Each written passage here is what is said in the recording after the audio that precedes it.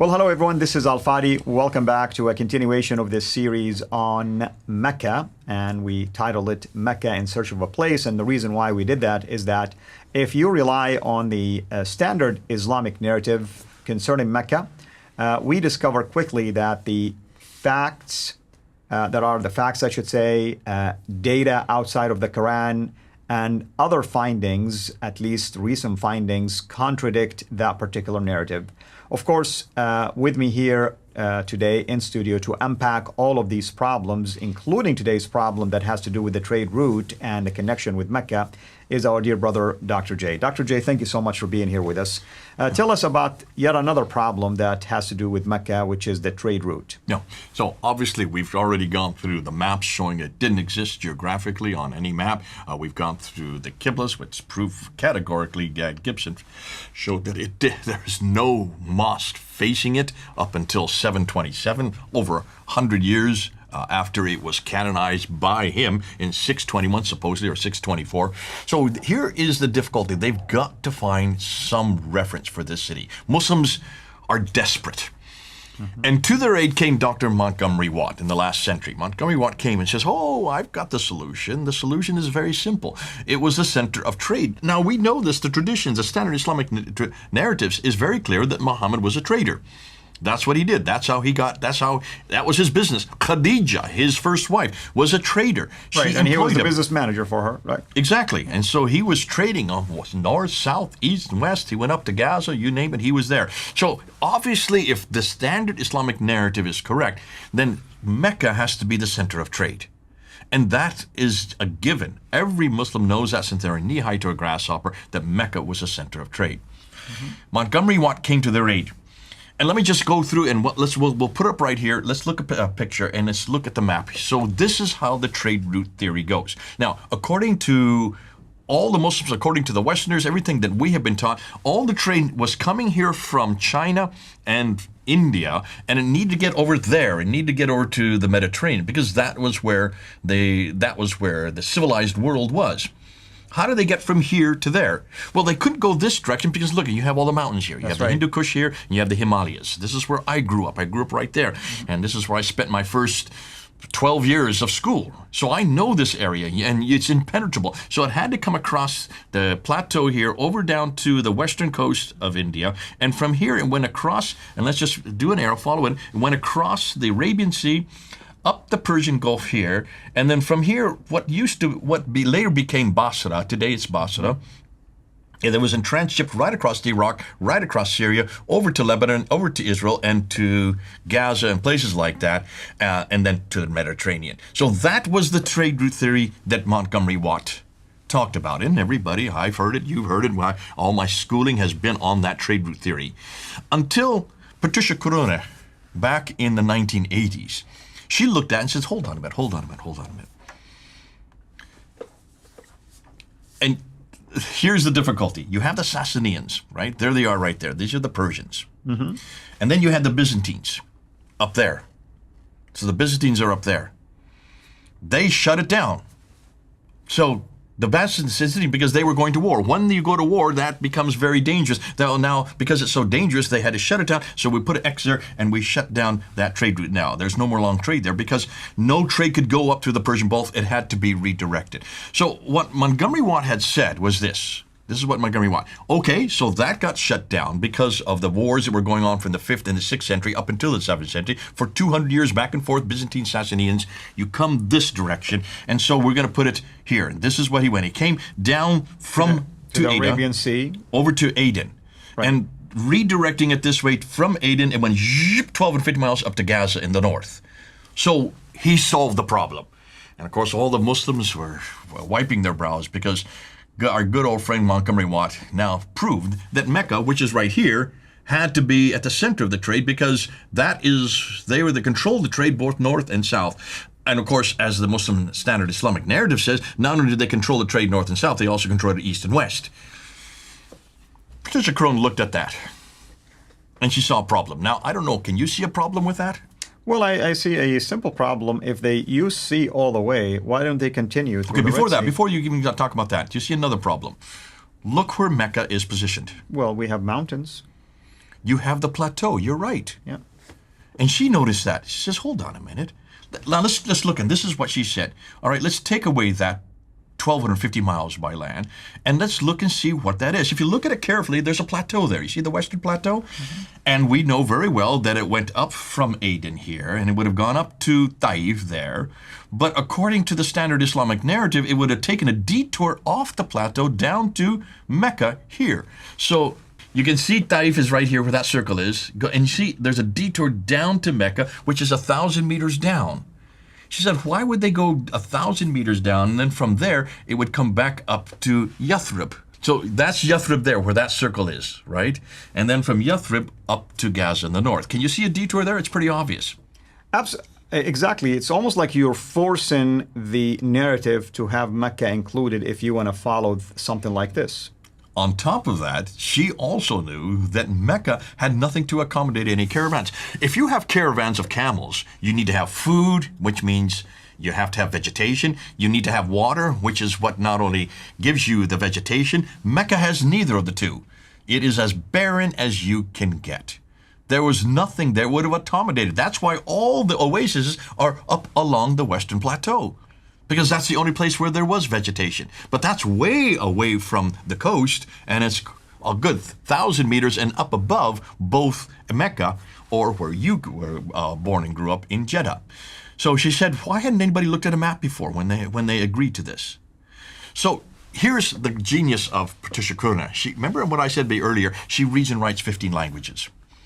So she went back to the trades documents, which is what anybody should do if you're a historian, and in her case, a linguist, been able to learn and understand. These are archaic languages like Syriac, and this is Nabatean Aramaic. These are the languages which are no longer used today, and she could read them, and because of that, she went to the trading documents, and this is what she found.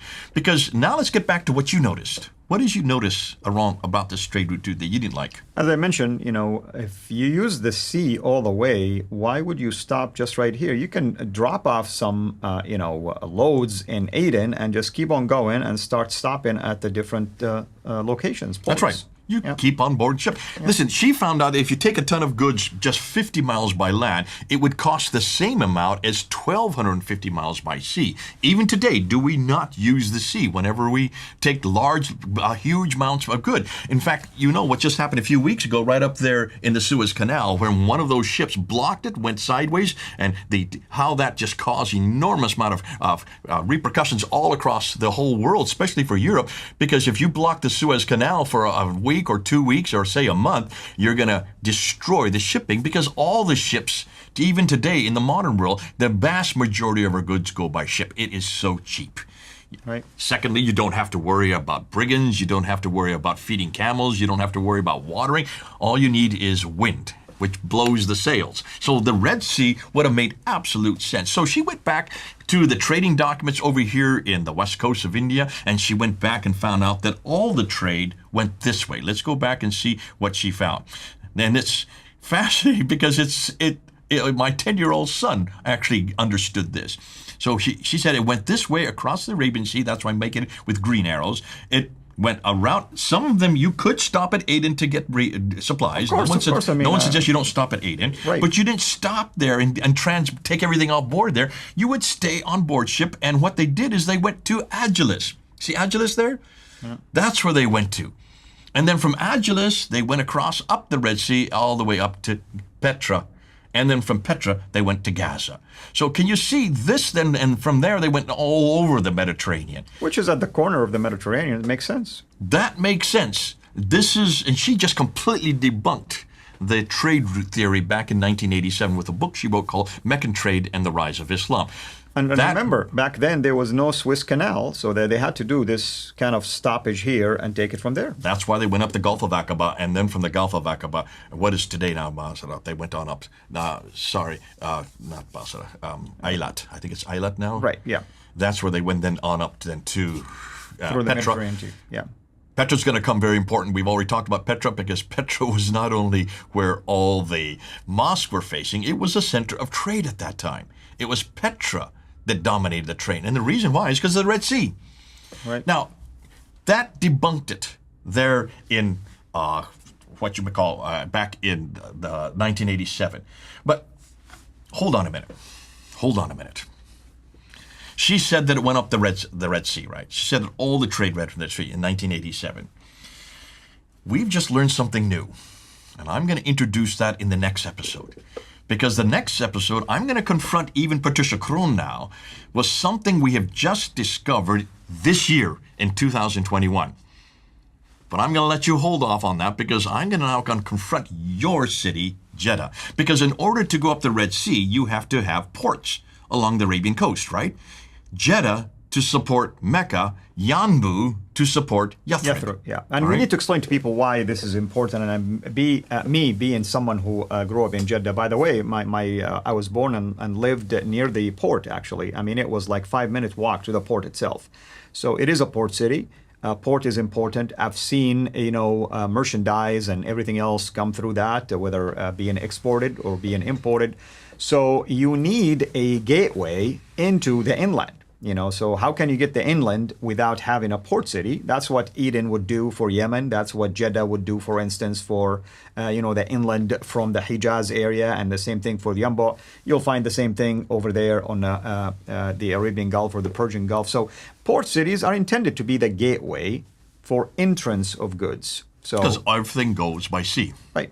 Exactly. I mean, that's what it proves, the importance of sea. I mean, you just think about it. I mean, would it be better off to offload everything in Eden and risk now using camels and going through the danger of, basically being robbed and so many other things?